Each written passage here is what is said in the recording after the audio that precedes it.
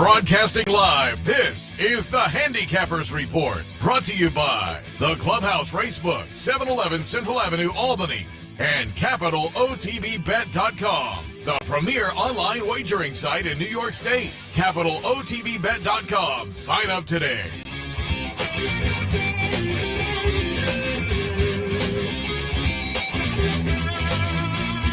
Good morning, ladies and gentlemen. Welcome to the Handicappers Report alongside Seth Merrow. I am Anthony Mormino as we work our way into December.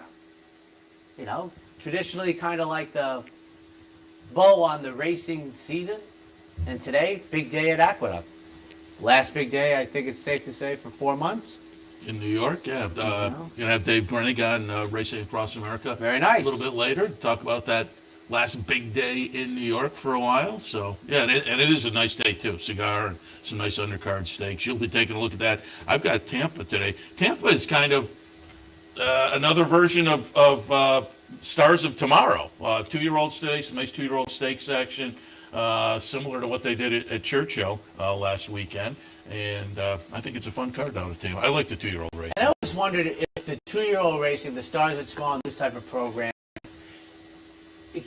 are the benefactors of 2-year-olds very much changing in our lifetime, where they seem to start later. You know what I'm saying? Like, 2-year-olds would be not on the sideline, but they'd be dialed down now when we were kids. Yeah. Like when we were kids, they'd come to Saratoga, they'd already have 2 or 3 races under their belt, run 2 or 3 more times, run a couple times. And by Thanksgiving, I can remember, and you know, I do not enjoy being the old man get off the lawn moment, but you know, the Laurel Futurity was basically the last stop for 2-year-old racing, and then you'd be like, all right, you take a little time off, you go to South Florida or California, and you start the 3-year-olds. But now, as we have seen in our lifetime, you know, there's not much 2-year-old racing in the spring or even early Or what summer. it is doesn't turn out to produce the kind of horses you're following later. There are some, shooting stars that look pretty good, but then the rest of the class catches I've up. always thought that, remember when I know they call it something else now, but it used to be the 2-year-old graded stakes on the undercard of the Derby. It used to be called the old WHAS, which was the ABC affiliate in Louisville. And I always maintained that. Now, Summer Skull was scratched out of that race the year I went to the Derby in '89. And Favorite Trick won it in one of his actually best performances of his entire career. But that was about it. The early season 2-year-olds rarely ever materialized to championship form. But now it seems like... Didn't Favorite Trick win all 3 at Saratoga? Am I right there? Favorite Trick... Not Favorite Trick, DeHare won all 3 in our lifetime. I thought Favorite Trick too. Favorite Trick, I think, skipped one of them because he was in the era of when it was less. Although, wait a second, there's only 4 years between. DeHare was a 2-year-old of 93. Favorite Trick was a 2-year-old of 97. But I know DeHare is the yes answer, and I know Favorite Trick is not the yes answer. But now, you remember who had Favorite Trick then? Pat Reynolds is stuck in my mind. Well, you got one part right, the other part now. Pat Byrne. Okay, that's. And I think Pat stuck there. I think at one point, Pat Byrne was like 7 for 9 at Churchill Downs when no one had ever heard of him, and not too many people have heard of him since. We've heard of Jill, but not Pat. But no, Pat Byrne had favorites. On another subject. Had you ever heard of Bryant University before? I'm thinking, wait a minute, is that the secretarial school? I'm thinking Brian Stratton. Yeah. I'm thinking, I had never heard of them before. Besides the and fight, I don't want to hear of them ever again. What the heck was that? Now, I must confess, I didn't see 1 second of it. I obviously saw the slap and the occurring thing, but I thought that was the news. You didn't see the last shot where it was bouncing on the rim? Well, I thought that was the news while they went to it. I thought when ESPN went to it, it was because of the altercation. But then they show the second part, and I'm like, they lost? Now, here's how long I've known Bryant. I remember when it was Bryant College. And now it's Bryant University. Unbelievable. And for folks who What don't know, is going- Syracuse went down. Lost to a school you'd never heard of. That's got to be bad, right? Yeah, no question about it. Then got trounced by Illinois. So yeah. I'm just teased, but is there something amiss? Does he have a very bad team? No. No? I don't think. I mean, it's not a great team, obviously, but I don't think it's very bad. But Wow. they just, yeah. I thought they had righted the ship with the tournament a couple weeks ago, where they won the first game, then went into overtime in the second game and lost. But both of those, it looked like, oh, okay, they're playing, they're okay, and subsequently. Well, my alma mater was up 17-3 last night. Now Caleb Williams got injured, and that really changed everything. But they basically got outscored 41-7 the rest of the game. A terrible performance. But Riley should have taken him out of the game. He was clearly injured. He was not hurt. He was injured. Now, maybe he said he wanted to play, and he could do some stuff, but SC was running him out of the building in the first quarter. It was 17-3. I was like, oh my, and then he got injured, and it just stopped. They couldn't do anything, and then Utah just bludgeoned SC. I mean, they were scoring on 60-yard runs. It was like, oh my goodness. So it'll be interesting. That's the one thing I like about college basketball. If you get the West Coast, sometimes you get some games out in Hawaii, maybe tournaments. So late night, you get some nice college basketball. Yeah. What's that? I like that. What is that called out there? It's the Great Alaskan Shootout. There's one that's, I think, the Aloha Classic, something like that. Well, I know when we were kids, the big thing about that was Chaminade beat Ralph Sampson and UVA. That put that tournament on the map. Yeah. I think Mike Wilbon was actually at the game, and he talks about it from time to time. He's like, the gym held 800 people. It was really, it was really just an excursion to take, a gift for your better players, to Hawaii. And Chaminade, Wilbon talks about it regularly, that, it was him and like four other guys on press row, and Chaminade beat Ralph Sampson in the thing. So, interesting days. What's a good day? The weekend out at Del Mar will be very nice. Exciting. Hollywood Derby, Jimmy Durante, tomorrow some more stakes. They kind of wrap things up. Matriarch is this weekend? Yeah, that's tomorrow, I think. But the Hollywood Derby today, that Witt is in there, and that should be kind of fun. I'm just looking at a field of 11 scheduled. For which race? Hollywood Derby. Now, what's going to be great, though, what is Witt's morning line? Do you have that there? I do, 7-2. Now, what's going to be really great about that is if he wins, I got to give our pal Mike Rapoli credit. Before he ever stepped on the turf course, he let, the Racing Across America audience know. And Mike is a lot of fun, but he's not. He's fun and he's funny, but he's not hyperbolic. Like he was, you could, he wasn't, every one of my horses is great. He was like, Witt the other day, because when you look at the PPs, when he did the show with Seth, he had never run on the turf before, and he'd kind of been, I think, disappointing in his last race on dirt.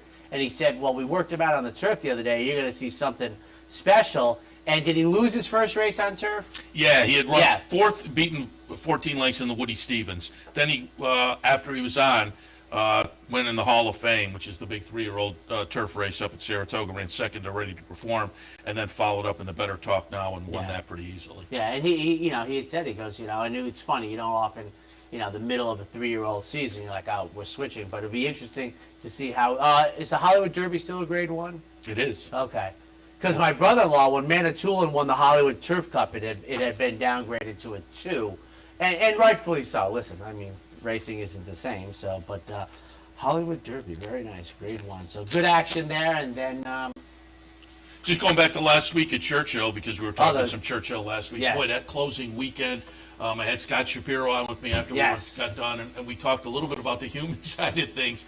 Luis Saez was one ahead of Tyler Gaffalione, who was one ahead of Brian Hernandez. And then Luis Saez went 5 of the first 6 and 6 on the day, and you thought, we're going into Sunday. This, the fireworks are over. It looked like a fun weekend. And then Tyler Gaffalione wins 4 with 5 races left to go, and subsequently he didn't score any more. But that seemed like Sunday. That was going to be interesting too. So they put on a pretty good show. The jockeys did on the closing weekend, particularly Luis Saez. So congratulations to Luis and Karen, his agent Karen McLaughlin. What did you think of Hoosier Philly?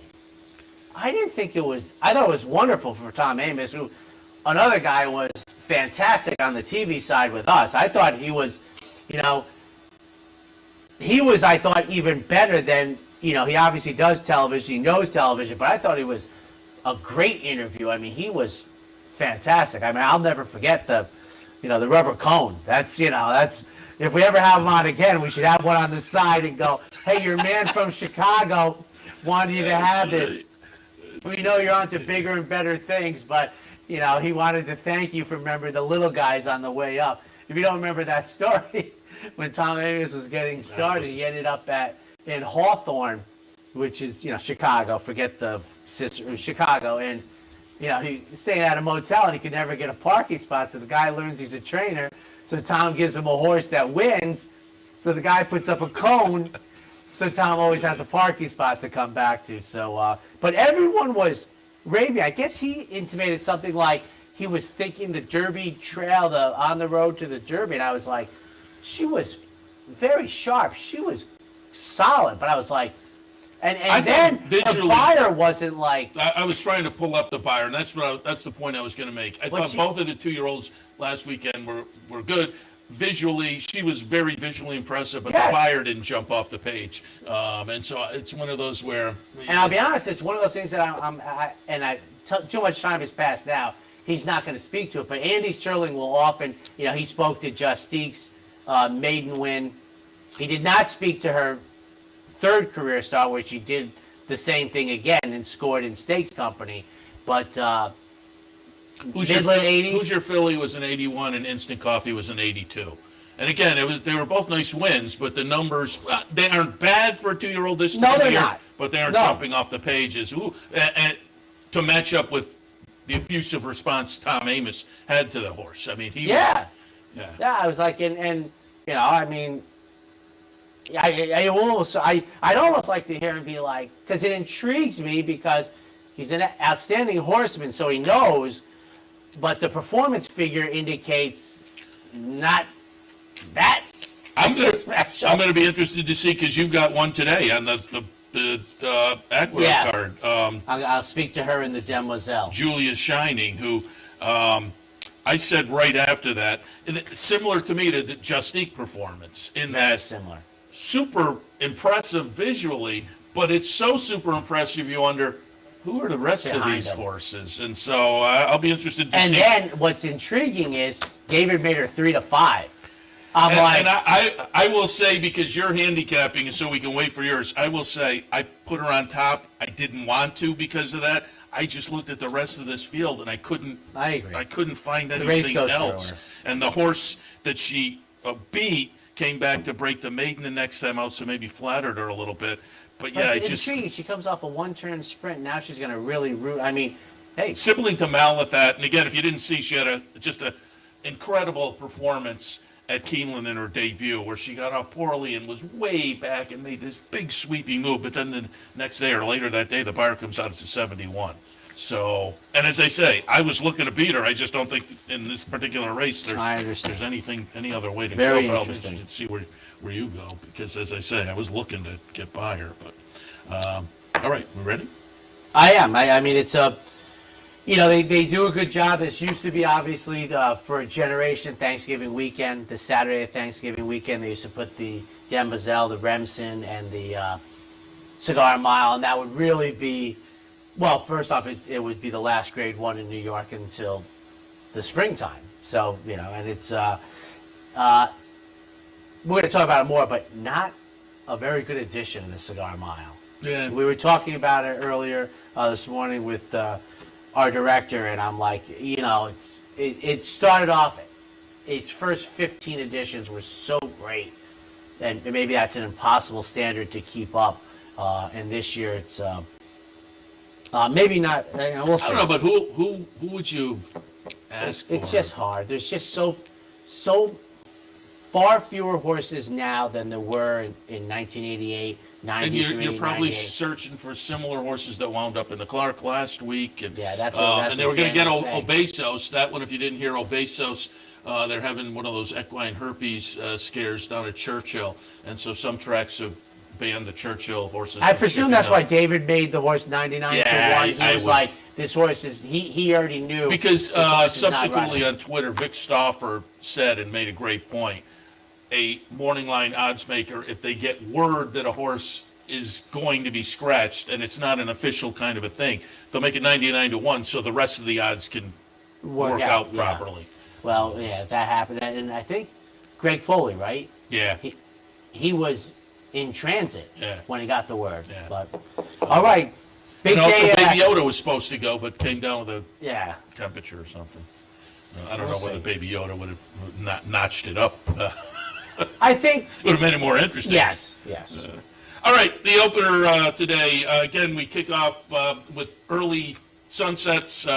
We kick off early Morning racing. when they squeeze in these types of cards, and so things will kick off today at 11:50 at Aqueduct. The opener maiden special is going 7 furlongs. Now, I think this is one of the most interesting races on the card because, and I think, we talk about it. We are huge fans of the work that David Aragona does, which is a very important job at a racetrack. I'm not so sure each and every racetrack understands how important the morning line is to the general public, and David is a catch because he does a great one. In this race, you have power and numbers for a first-time starter for Chad Brown, 9 to 5 for his big client Klarovich, and then you have Classic Legacy for Bill Mott, making the third career start at 8 to 5.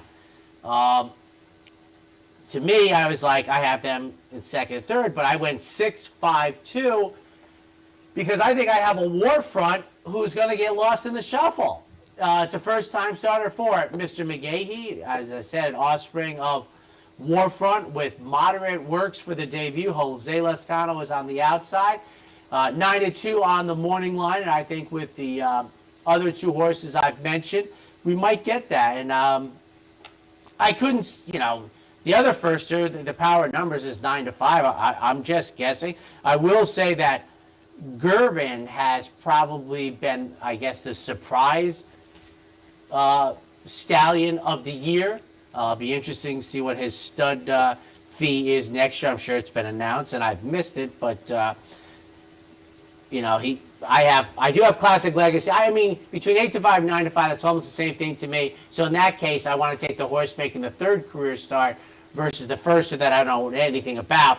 But I went to the Joe Allen, Shug McGahee horse, the Austrian Warfront, 6-5-2 in today's morning opener. Yeah, Gervin, 44 first-time starters so far this year, 9 wins, 2 seconds, 5 thirds. So in the exact 25% of the time with this first. And I would say that if you take the first half of 2-year-old racing as July and August, let's say, his numbers were through the roof, right? When we were at Saratoga, he had really made a splash.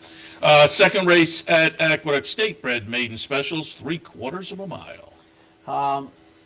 Another race that I like this race. I mean, I think 2, 5, 1 are my selection. Well, I know that those are my selections in here. And Pretty Miss Keynes for George Weaver, I think, is a rock solid runner at 6 to 1 with Eric Consell. And, it's one of my ideas that I think if you composed as much data as I have, that efforts in the slop, whether it's beaten lengths or buyer speed figures or final running position, I'm just very comfortable with really pairing them off by themselves.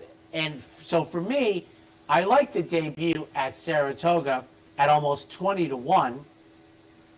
And the effort in the second career start at 1/4 the price wasn't too bad, beaten double-digit lengths, but I don't care in the slot. And I'm looking at 6 to 1 right now for the offspring of Shackelford in a race that I think is wide open, where the morning line favorite is a firster for Christophe Clement. More than ready, which, I can certainly understand, being worried about, but Loon Cry can beat me for second. Number 5, FEMA Funds, Linda Rice's runner, debuted at 13 to 1. Finished off the board, and for third, number 1, Sweet Liberty for Pat Quick. Comes off of a nice effort, most recently with Dylan Davis for third. 2-5-1 in what I think is a very competitive second. And by the way, Towhead won the other day. they have to do something. That was a mistake. I think that was clearly. We are right, and the Daily Racing Form is wrong. They have to do something for the general public that doesn't follow it like you and me, which is immaterial to the argument. But that is not the type of thing where you and I should have an edge on somebody who's a weekend warrior. And for folks who weren't watching last week, it's the horse that was in that race that was Funky declared race, a non-race. yeah.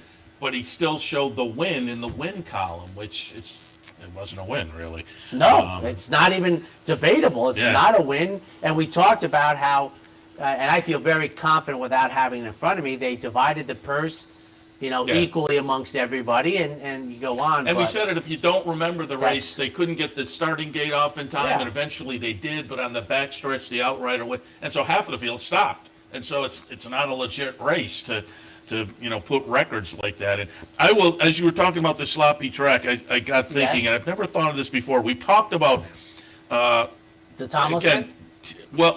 that I see you looking over area. But I'm talking about the mud mark, which was Oh, the standard for years and years and years. absolutely. The asterisk, the X, the circle, and I started thinking, I never really thought about it before. But why didn't somebody think of this 70 years ago, where they put the wet track record down, which is just far more logical than the mud mark? Let people see how the horse did it. Why did it take, I don't know, from when the racing form started to how long has this been? Is this 20 years old at this point? Oh, more than that. The record is, This career box, we'll say 20 years. That's a good guess. It's been, I will say one thing. Two things is. but for a long time they had the mud mark. Well, two things. One is the form didn't have to do anything they didn't want to do. I don't think the form didn't do anything until the Racing Times came along.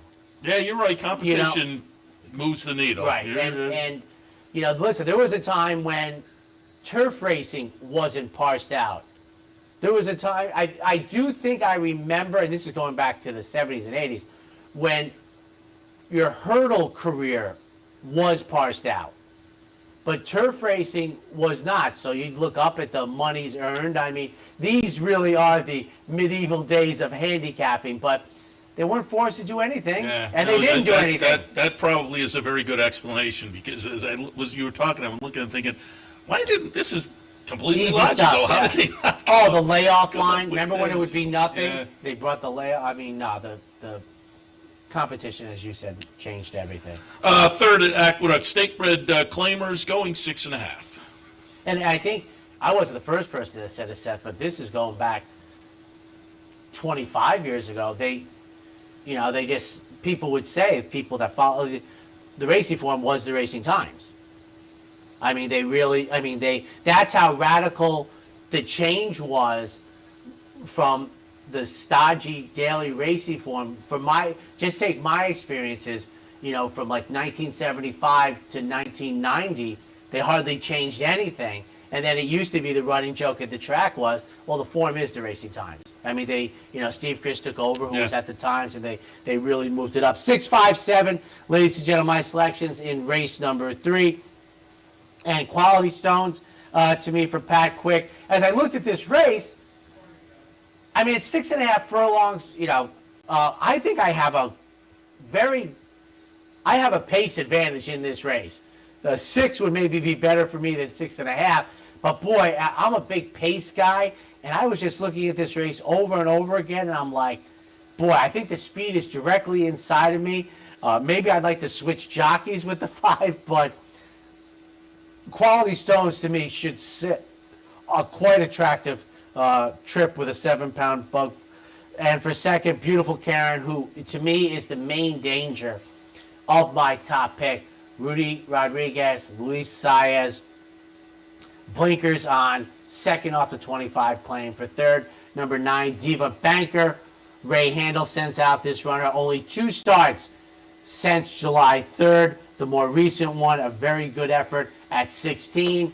They now run for 25. The 16 was open company.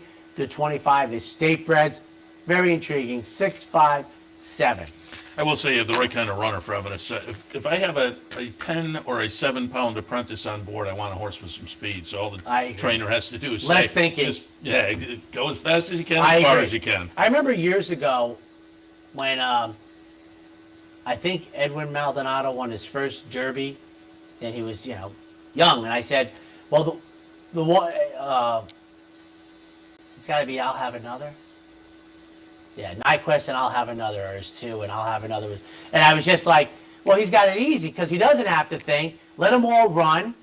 You settle in and then run when you come late. I like that. Fewer thinking moments, exactly. Better.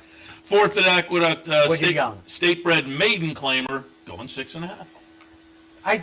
It's not a big price, but I took a horse that I can't trust very much. 863 for me. Steerage is my top pick. Bruce Brown adds the blinkers today. Going a mile at this level most recently. Might have been a bridge too far. The race before it in early October was an off-the-turf race. Was a runner-up position at nearly 10-1. One of the big problems with off-the-turf races for me is it's hard to quantify who stays. It usually can be a spot where you can sneak up and maybe win. My runner ran a good buyer speed figure, competitive for this level, but Dylan Davis retains the mount. They add blinkers. I got good speed. I'm going to take Steerage in here on top. For second, Built to Last. We haven't seen this horse since Saratoga. Tom Morley barn. This horse won. First time tag on August 24th. And it's that thing you hate to see after the fact. Disqualified from purse money, which means the bettors didn't get the better end of the stick. And for third, number 3, Clash AJ. Big price in here.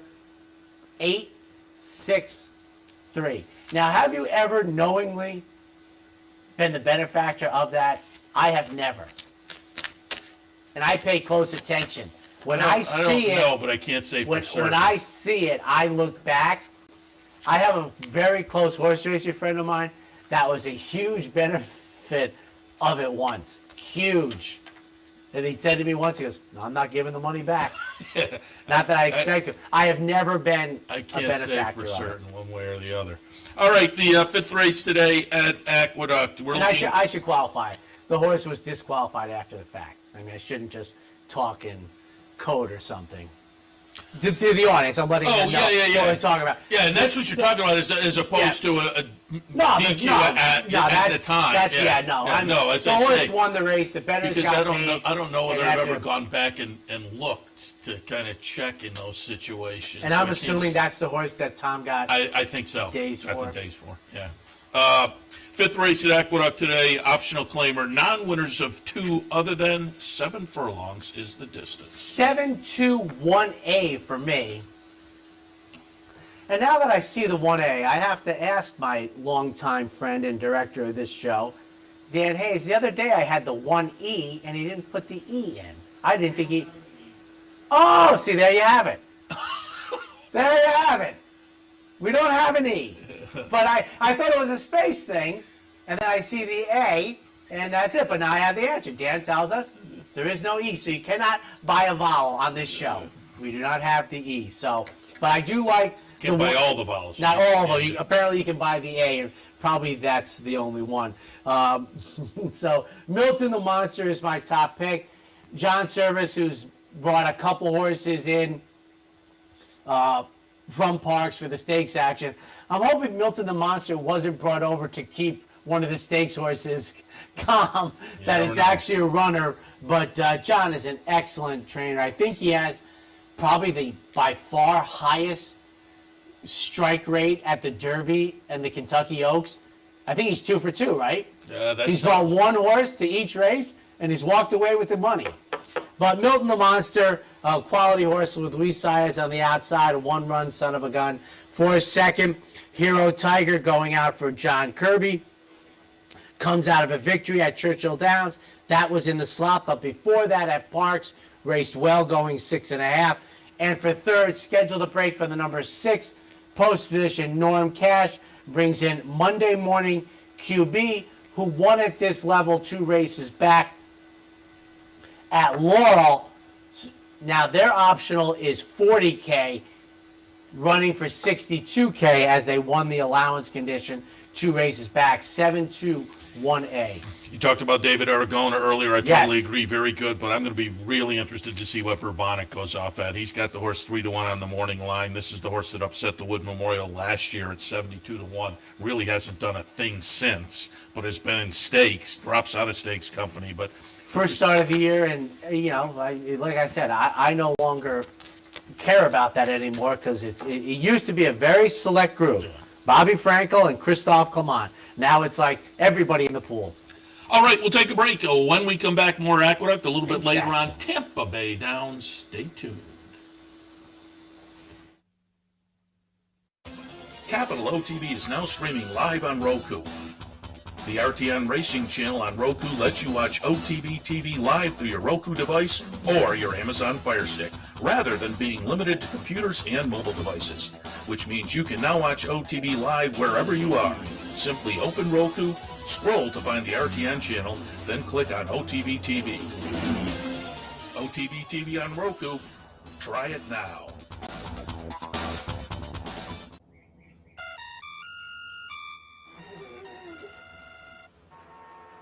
Come on.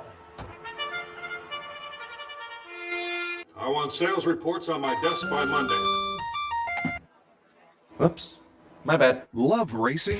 RTN brings you every live simulcast on your home television, plus live video streaming and race replays on your PC and mobile devices. To order, visit rtn.tv. RTN, a breed apart. What if there was a way to become a better horse player? To have a better knowledge of the game? To be more successful? What if there were a way to take what you've learned, what you know, and make better decisions, better choices? In horse racing, knowledge is a powerful tool. Race results and replays, past performances and live streaming, wagering from all your digital devices. Capital OTB. Become a better horse player. Welcome back to the Handicappers Report on this first Saturday in December. Where did the year go? But again, first Saturday in December means a nice stakes day down at Aqueduct, kind of wrapping up the big stakes for the season. Cigar will come up a little bit later on, but the 6th race at Aqueduct today kicks off the stakes action with the Grade 2 Demoiselle, $250,000, 9 furlongs to trip. We talked about this earlier. It's going to be all about what you decide to do with Julia Shining. I think David Aragona has it right, but again, that performance was a lot more visually impressive than the number wound up to be. And again, you see a performance like that, and you have to think, what was this horse beating that day? She gets a chance to validate it today, perhaps. Well, what's funny is the 71 towers over almost every horse in the field, that's not good to begin. But the good part is they're 2-year-olds. It's late. Maybe someone's developed or something. And I want to say this about the 4th or 5th year where they moved it into December. And Seth, a long time ago, you won't remember this. There's no reason for you to remember this, but you had a guest on. And it's either Ellis Starr or Bob Ehol. And he mentioned the ridiculous win percentage of 1 1/8, 1 1/4 races by horses sired by Curler. Like a number that's just unfathomable. And I have paid attention to that. Now, I will say, they don't, they're not usually $24 winners. But Curlin is so head and shoulders above. That's actually what Julia Shining has going for her in my book. I feel as if in this seat, I could never give you Julia Shining. There's too many things as a classic handicapper for me to go against her. I am 1-3-5. The race goes through Julia Shining, but I'm not betting a horse off a dirt sprint performance at 2-5, 3-5. Forget that. So Foggy Night, who I think has the closest, I should say this, the highest buyer speed figure to Julia Shining, and that was the 68 in the one-turn Tempted, which is the local prep for this race. Finished second. Paco Lopez stays aboard. Got a 73 at Parks Rooting. I could be wrong, Seth, but I think that's the alternative you're supposed to take. I've won Rooting. I raced well off of that win in Maidens and Stakes Company. I draw the rail. I'm taking Foggy Night on top. For second, Julia Shining, the offspring of Curlin, out of Dreamier Julie. Now, is she the one that won the Gulfstream Park Oaks by 21? I don't remember. It was one of the first editions. It was one of the first editions when it was no longer the Bonnie Miss. Does make this sibling to Mallet that, though. Yeah, so how much more do you need that? Yeah. And my favorite new stuff in the Daily Racing Form, she was $2.37 to the dollar in her debut. And for third, number 5, Affirmative Lady. Offspring of Arrogate is a maiden. I have her in third for Graham Motion, which you have to think. Graham Motion, I think it's fair to say a conservative trainer is putting a maiden in the Demoiselle 1-3-5. And for me, if I was playing a pick 5, Affirmative Lady is the alternative. As I say, I couldn't get past Julia Shining, the horse that ran second, broke the maiden next out. I wanted to get past her. Yeah. But Affirmative Lady, I think, I love horses that couple of sprints and then they stretch out in the third start or the third start back from a layoff. So I think that horse, maybe still some upside potential. Again, I think it's an interesting race on paper. I think it's a very interesting race at the betting windows. Yeah. I'll be intrigued at about 2:15 to see how the bettors go in New York. I just want to see if she can validate it with that. Follow it and up. again, you mentioned it. The numbers these are throwing are putting a big obstacle in her path to follow it up. The Remsen 2-year-olds, $250,000 grade 2 event, mile and an eighth. The trip. We'll see if some of these can turn out to be potential Derby runners as the this year progresses and the calendar changes to make them 3-year-olds. But they face off today in race number 7. And I think I remember correctly, right? It was the thought was that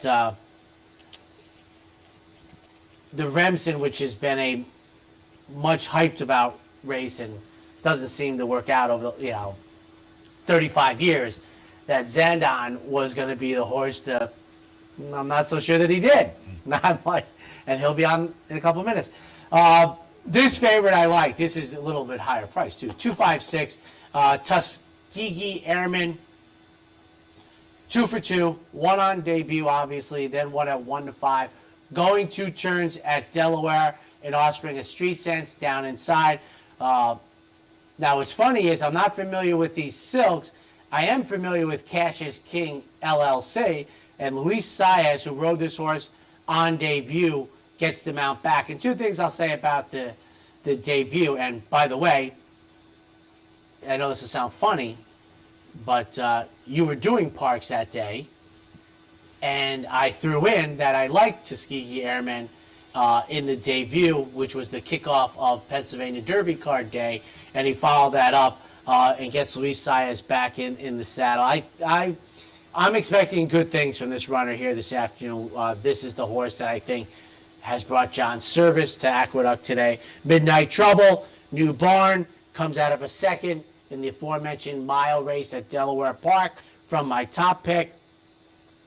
And for third, number 6, Quick to Accuse, Horatio DePaz's New York bred, won impressively on debut and then was runner-up in the Sleepy Hollow. What's funny is, I think, going forward, I think Tuskegee Airmen is a tougher favorite than Julia Shining. I really and that disagree with that. That should not be the case with 3 to 5, 8 to 5. And I know it depends on, because I do think if we had David on the phone, he would say that the competition helped her out to be 3 to 5. Yeah, no question about it. The 8th at Aqueduct today, grade 3 event, the Gopher won a couple $100,000 and a 1-turn mile.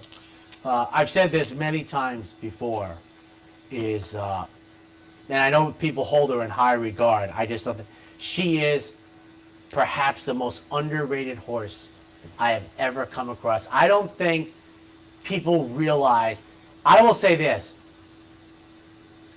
As a 3-year-old filly, I'm not so sure Rachel Alexandra was better than Go for Wand. And I think most people would say Rachel Alexandra had the finest 3-year-old filly season, because she didn't have the best 2-year-old season. She didn't have the best 4-year-old season. Rachel is about 1 year. Go for Wand as a 3-year-old, I would put up against Rachel. She was great. And if you don't think so, find her Beldame, where I think she went 146 and change in one of the great trivia things of all time. John Dooley calling the race. 5-3-10. Sharapova, for all my tennis fan friends, making the first start since everything went wrong in the Santa Margarita. If you throw that race out, rooting, this horse is right there. I'm going to get a big price with Johnny V on Sharapova. For third, Battle Bling. This is the horse that I think is probably the saner on top pick in the Go for Wand. I'm down inside. Never been out of the exact in 5 tries at Aqueduct. Won to turn back the alarm. And for third, the New York bred Bang Sting on the outside. But remember, this is a mile. That might be advantageous. 5-3-10. And I'm just looking, I use Dr. B on top, and again, that's Cassius. It's the same connections as Tuskegee Airmen, but they've got the more traditional silks on there, so they must have, hey, we got a couple of horses running today. Your silk's on one, my silk's on the other. Aqueduct 9th race today, the Cigar Mile Grade 1 event, $750,000, as the name indicates. 1 mile a trip. It's certainly not a Grade 1. Let's get that out. I didn't have a big opinion on this race. Did you? I mean, Mind Control going the mile at Aqueduct, it's fine. I'm 4-2-7, and really it's almost at a loss. And get her number coming in from California. It's just the new face, an atypical California running style. I think these are predominantly Grade 2 type horses, and I think get her number coming in here. Fitz did win the American. With Luis Saez, just a real flyer for me. But I will say this: Peter Miller might be lighting up in California. I don't know how it's going to transfer to Naira. For a second, Zandon, even money. That's good luck. He's won a lot of money. He's got triple buyer speed figures coming in. Seth, I can't tell you, he'd be one of the most surprised winners of a race at even money on the morning line I've ever seen. And for third, Mind Control. I guess this wraps up their career, right? Never off the board in 7 starts. Just got beat in the Parks Dirt Mile. 4-2-7 in a race that just, I don't know. I went with Mind Control because I went back to that Salvatore Mile. I thought that was a real ding-dong battle with Hot Rod Charlie. Hope we get back to that. Runs well at Aqueduct, does well at the mile distance. And Zandon, Zandon first time against older horse. I didn't know. Interested to see what Zandon does. I agree. The 10th and final at Aqueduct today, a starter allowance, 7 furlongs. We don't run very many of these in New York. 5-3-6 major spin for Rudy, first off the 40 claim. Gets my top pick. Be the Boss, number 3. Peter Walder's runner. Good effort. Very good effort. 2 races back. And for third, number 6, Royal Tryst. 5-3-6 in the 4-12 finale. That wraps it up for Aqueduct. When we come back, as they say, a nice 2-year-old day down at Tampa, and we'll take a look at that when we return. Stay tuned. Birdstone is an outside front. They're coming down to the finish. Can Smarty Jones hold on? Here comes Birdstone. Birdstone surges past. Birdstone wins the Belmont Stakes. Here comes High Chaparral. High Chaparral, the defending champ, to take it to Bob. These two arch rivals head to head. With Joe Hart bearing down on them. It's going to be a 3-horse photo finish to the turn. Here's the wire. Photo finish. I Having trouble finding us? It's actually quite simple. Whether online or on your TV, it's never been easier to watch and wager on championship horse racing with Capital OTB. Simply log on to capitalotbbet.com. There you can watch our morning shows, live stream races, and wager on our state-of-the-art wagering platform. You can also watch from the comfort of your home on Spectrum Cable Channel 1250 or Fios Channel 467, and win more with Capital OTB.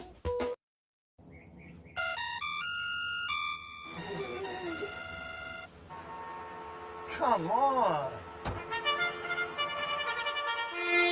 I want sales reports on my desk by Monday. Whoops. My bad. Love racing? RTN brings you every live simulcast on your home television, plus live video streaming and race replays on your PC and mobile devices. To order, visit rtn.tv. RTN, a breed apart. And welcome back, ladies and gentlemen, alongside Seth Merrow. I am Anthony Mormino. We now turn our attention to Tampa Bay Downs. The opener, maiden claimers in for 32 on the turf at 1:16. We live vicariously, taking a look at the action down the west coast of Florida. I have a 3, 4, 6, and 5. I put Secretary of War on top. I debated because I do like the number 4 Adios Buccaneer, but Secretary of War comes off the claim for a trainer, really good off the claim, and a horse that has some experience, and an experience has an edge on most in here. So I tilted in that direction. But Adios Buccaneer, first-time starter by Buchero, maybe a sire you're not familiar with, but 24 first-time starters this year, 5 wins, 7 seconds, 3 thirds. So the exact 50% of the time. You can't beat that. Worked 10.2 before the sale. There's a sibling called Catton that won its career debut and was an eventual stakes winner. But the career debut was a maiden claimer, like Adios Buccaneer today. So the number 4 is intriguing to me. Valentine, another one with experience by man Mike Deeney, coming out of a third-place finish on the turf up at the Meadowlands. That Monmouth at the Meadowlands meet. So I think this may wind up being the one to beat. We'll see, though. In the opener for me, 3, 4, 6, and 5. Second half of the early daily double, 2-year-olds, maiden special weights on the dirt, racing 6. 8, 1, 4, and 2. I will put drop kick Murphy on top. Just missed in the debut. Well, ran second, but it was a pretty good second in a field of 8. There's a sibling called St. Pat's Day that won its career debut. It was a maiden claiming race at Tampa a little bit earlier this year. In fact, 5.5 furlongs for the very same connection. So looks like this one may be set up to get the breakthrough victory today. Groveland goes out for Owen Hardy and Godolphin off a decent-looking debut on the synthetic over at Gulfstream. So has the experience you can kind of hang your hat on, but the surface which raises a question that will have to be answered.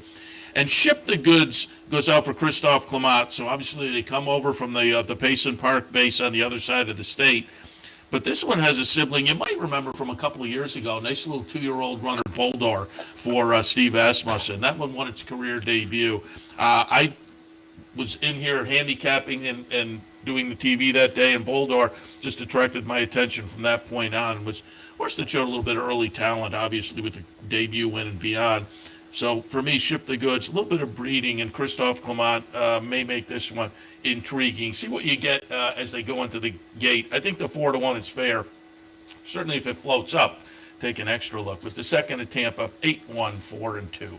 Stakes action in race 3, 2-year-old fillies going 6 furlongs on the dirt in the Sandpiper.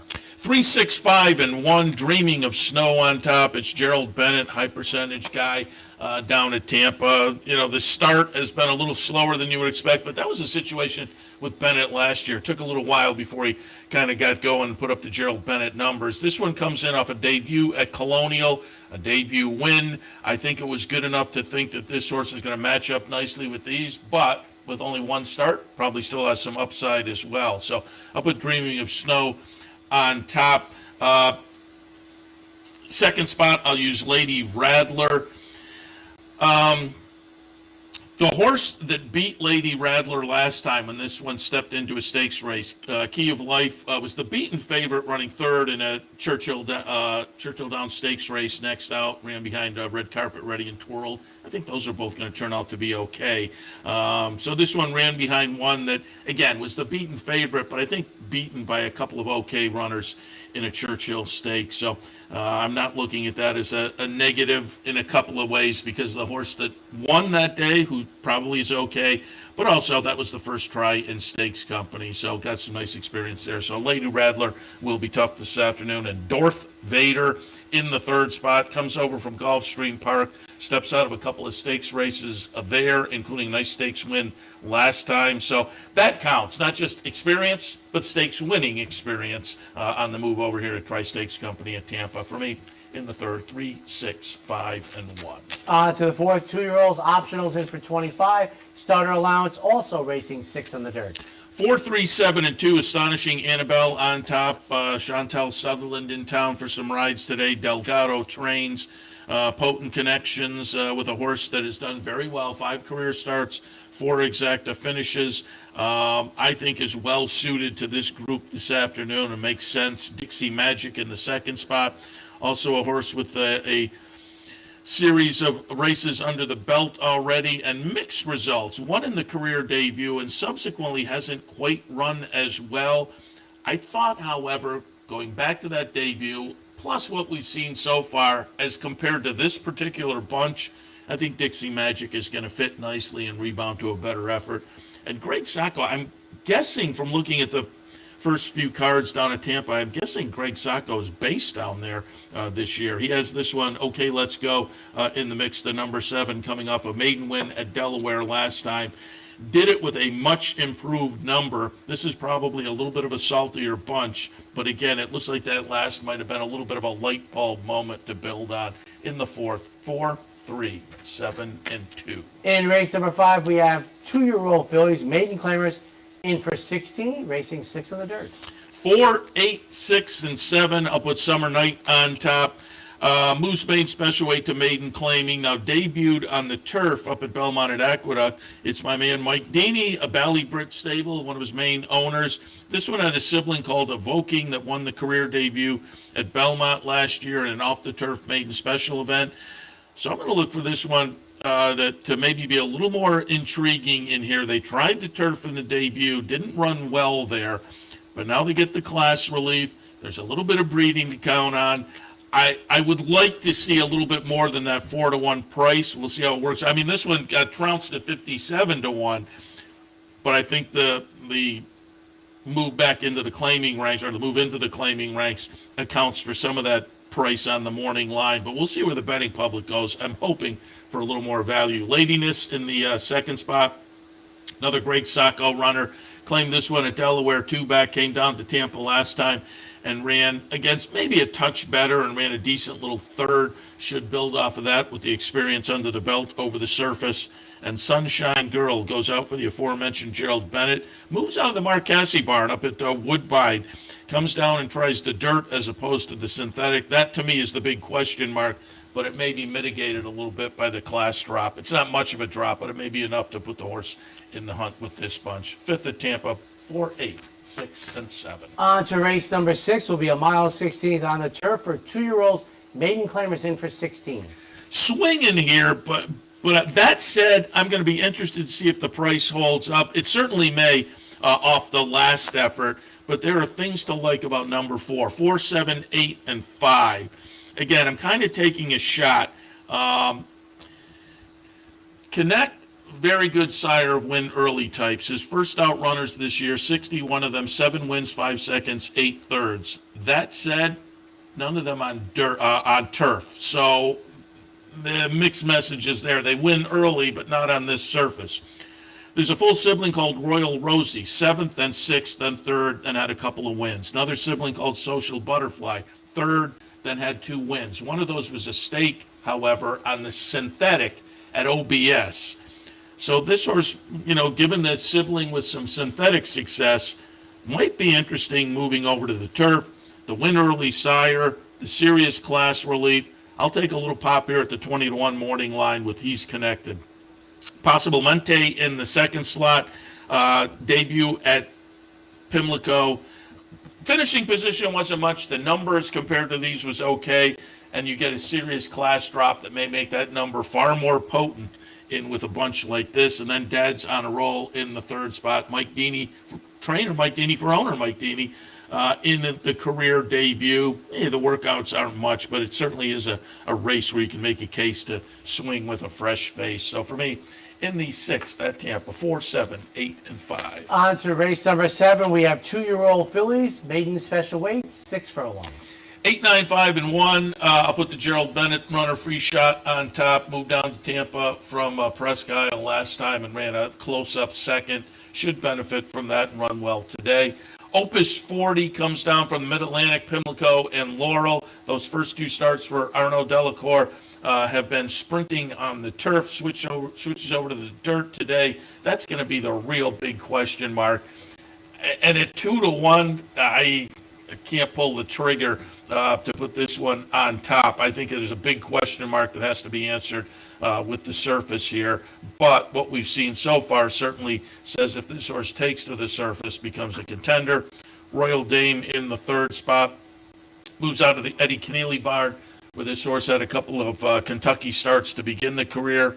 Yeah, they weren't a whole lot to write home about, but they were against high-priced maiden claimers. Probably going to fit nicely with this group down here at Tampa this afternoon. So for me, 8, 9, 5, and 1. On to the 9th, and we go over to the turf, a mile, 2-year-old fillies, maiden special weight. 9, 1, 3, and 8. She's so bearish. Mike Deeney trainee coming down from Monmouth. I liked the last race. There was some improvement from start 1 to start 2 via the buyer number, but more importantly, stretched out to the mile last time after a turf sprint and showed a lot of punch before getting caught late. I'm going to look for this horse to build off of that. Sometimes they show that front running style with a fade. The next race, they last a little bit longer. I think she's so bearish, maybe in that ballpark. Clever Joke going out for Chad Brown. Certainly as a Chad Brown runner will take a lot of action. We saw Chad win with a Klarovich runner at Tampa yesterday, and he has had some success, certainly last season, with the horses he shipped over to take shots at Tampa. And I think Clever Joke will be one of the ones to run very well for Chad. And Callie Sue in the third spot, another Greg Sacco runner. Debuted on the turf, it wasn't much. Then moved over to the dirt and improved. This is one where you have to kind of scratch your head and decide, was the improvement the experience or the surface? We'll know more about that, obviously, today. But if we get that 10-1 price, I'm willing to take the line that it was experience that helped move this one forward. So the move back to the turf won't be a big obstacle. In the 8th at Tampa, 9, 1, 3, and 8. And earlier in the card, we have the Sandpiper for the fillies. Now it's time for the Colts, 2-year-olds in the inaugural. 7, 2, 3, and 5. I'm going to put Super Chow on top. Chantal Sutherland, this is likely the reason she came over. As I said, she has some rides on the card, but I'm sure following Super Chow was the main reason. She, in fact, went up to Keeneland and won a stake on this horse in the most recent start and won a stake pretty impressively and did it in a fashion that says probably legitimately has the edge on this bunch today. Shaq Diesel in the second spot. Maybe you find a little value underneath in the exacta. 10-1 on the morning line. We'll see if that holds up. I'm not sure. Off a series of nice improving buyer numbers, nice win last time in an optional claimer starter allowance, and bringing in a bullet work. That 10-1 looks a little generous to me. But again, if you get something in that ballpark, maybe adds value to an exacta. Knox in the third spot. Safi Joseph runner, won the career debut. Subsequently tried a couple of stakes races over on the east coast of Florida. Didn't fare as well as the career debut, but ran okay and ran well enough to think probably mixes it up with this group at Tampa. In the 9th, 7, 2, 3, and 5. And wrapping it up, we have 2-year-olds maiden special weights going a mile on the turf. We'll have to see how the scratches shake out because I put Oshique on top, the Grand Motion runner out in the 11, the lone also eligible. So if we get a scratch, maybe we pull in. I'm not sure that's going to help us, though, because that's still going to stick us outside for a mile on the turf. The post position, obviously, is not going to be a bonus, but I do think this horse has enough of an edge if he gets in to tilt in that direction. Second slot, Wild Guess, coming down from a good try at Presque Isle for Christophe Clement, and Slick Evans, also a Graham Motion runner. Didn't show much in the debut on the synthetic at Presque Isle. I won't be surprised if this horse improves in the second career start and the move to turf in the 10th and final at Tampa. 11, 8, 1, and 2. And that wraps up our look at 2-year-old racing at Tampa Bay Downs. Up next, what do you have? Dave Grenning, right? Dave Grenning from the Racing Forum. Talk a little bit about the big card down at Aqueduct today and more.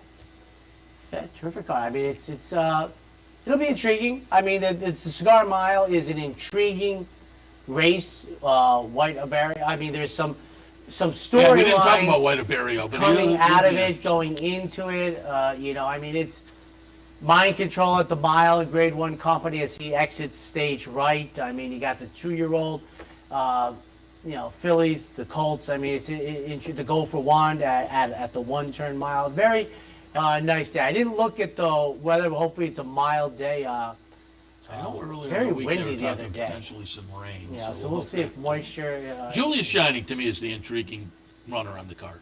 I agree. I mean, from a betting standpoint, what they bet her down to, and how she, runs. Now, Justique ended up confirming that first race seems to be how she's going to run. We're not. Maybe we'll get a little bit more evidence in this race if that was just a fluke thing that happened, or if that's who she is. We'll see.